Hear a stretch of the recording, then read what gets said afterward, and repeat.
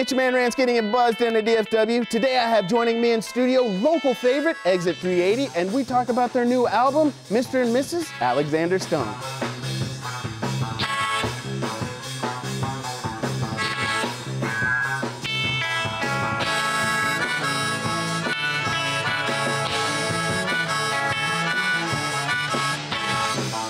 I know you rock stars, you gotta have your coffee, your Starbucks and all that, but I appreciate you guys getting up early and rocking the stage, your performance, awesome.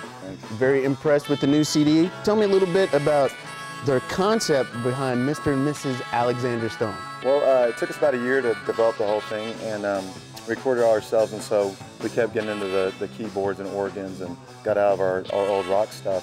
When we started doing that, I just went back and lyrically put a storyline together for the concept, and the concept is it's a 1930s couple who die at the beginning of the disc, and then it runs backwards, a short story through their life, and then it ends actually how it begins with them about to die. So it's basically like a troubled married couple, and the way that they roll through the 30s. We don't know anything about that, do we? Right. Where did this come from? I mean, you're like, what, 24, 25? 29. You know nothing about the 30s. Why did you decide to go there?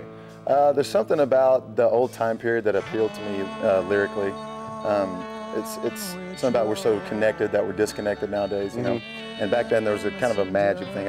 First it was like the 1800s, right? And then I had a couple songs that had something about driving in it, so I was like, well, it can't be 1800s, so I kept bumping it up till it was an acceptable timepiece, you know. Yeah. And so the 30s was right there, where there's a lot of struggle, you know. You got the Great Depression was ending up and all those good stuff, bad stuff. But so I just thought it was a good timepiece for it.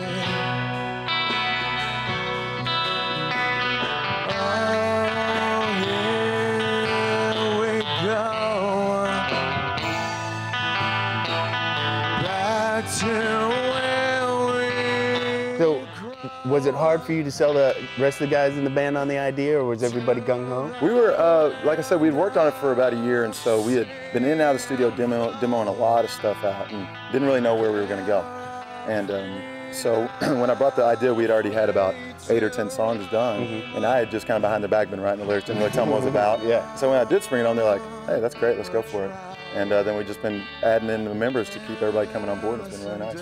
Right, so I've known you guys for probably like 5-6 years through different entities, and like this installment is such a far turn from what I'm used to. Because I mean, when you told me you had a new album coming out, it's like, that's a concept album. I'm like, all right. You know, I'm looking at the back cover, there's 4 guys in the band, and then you guys roll out for the show. It's like, got this guy? Hey, I don't remember him. And you said you left a couple of the backup singers at the house. Yeah. So tell me how big the production's got. Okay, so for the CD release shows, and then if it goes off well, we'll just as many times they can play with us. But there's 4 of us in the band normally, and then we have 6 extra people coming on to do the release shows, and they're all actually related to us. So, you know, this is his brother, his dad's gonna come on and play some harp. This is my cousin, my brother, my sister are gonna be singing backup vocals. Our guitarist brother's gonna be coming on singing backup vocals. So, just got this whole spread, and it's actually turned into a family band. And what's funny is when we took this photo originally on the back, it was it's supposed to be like a 1930s kind of backwater, you know, family band kind of idea. And then it just magically, when I started saying, okay, how are we gonna actually get this music to work live? And I called my cousin first actually to bring on the keys. That was kind of the most important thing. And then we just started rolling in the different members. So just kind of grew from there. But it's pretty neat because in the practice room we have 11 people standing around, but we're all related, so there's not any conflict. Right. It's actually less conflict than there was with just the 4 of us. And I think that probably stems from, you know, we have his father and his brother, my brother. So everybody's we gave them the project about a month ago. And so everybody got the project and said they just got so excited musically about it that nobody wanted to mess it up. So everybody really came in ready to go. So we didn't have a lot of time. We had maybe a month to practice this whole slew, because we're starting this, like for the shows, we're doing the record from start to finish. Nice. And so that's why we brought everybody on, and no talking, no anything. It's more like a theater production. That's why we're dressed up like we are and all that. Yeah, I'm feeling a little underdressed, or, you know, definitely. Yeah, you gotta have the black and white, you got color on. Yeah, I mean, you know, but you guys didn't warn me. I mean, I saw this, but I didn't know you guys were going to be coming in character. Right, we didn't either till last night. We actually in rehearsal said, you want to street close it or we want to do it the right way, because it's actually what we're going to be doing for the show too. Well, see, I think you guys did a great job with that, because, I mean, it goes with the CD. I mean, any other way, it's like, all right, well, it's a good song, but I don't really get the concept. So now you get all aspects of it married together. So I'm glad we could be here to be your guinea pig. The more I say, the we're down here. So we, of course, have squeezed everybody together. How much more fun is it going to be once you guys are on the stage, you know, because you guys have been in a tight rehearsal room, I'm sure. You guys are going to be able to spread out. You're not going to know what to do with yourselves. Well, you know, we actually went to Lakewood this week and blocked out, because we're doing the first release at Lakewood Theater, so it's a massive stage. Yeah. And so we blocked out where we're all going to be. And it actually makes it really nice. Like the backup singers get to come on and off right to their back rooms and all that good stuff. So it's good to try it out in that format for the first time with all those people that have it a place to be able to do it correctly out. So. Does anybody really play at the Lakewood? No, it's maybe open 2-3 times a month. It's only open for big events. And so how did you pull that off? That's a pretty huge deal. Yeah, we, it's probably about 4 months ago when we knew we were going to release it around this time. I said we need to either be, you know, like a Lakewood kind of place or Granada kind of place, a theater setting, of course, so we could kind of bring the production in because it was still in those early stages. And so we got the show and we just worked them over. What's it feel like to have worked this angle for a year and now it's finally done? The concept is about to be presented to the whole world or to at least Dallas. You know, what's that feel like? Relief?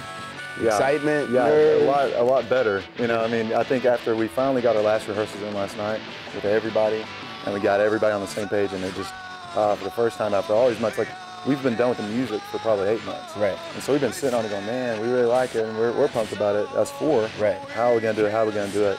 And then bringing on everybody slowly. And it just, it's really worked out. Like I said, everybody really did their homework and came in ready to work.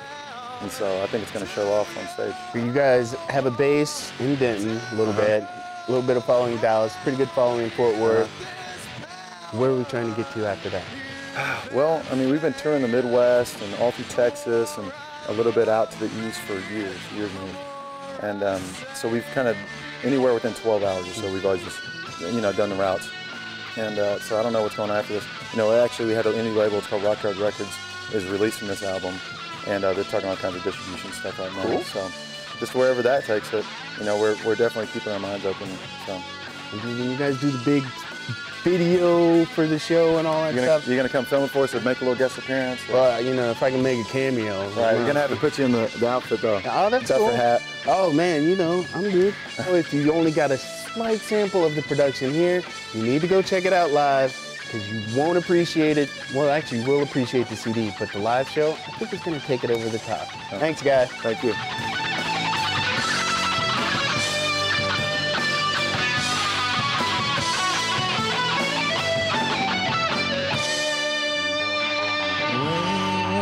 Take that back road down.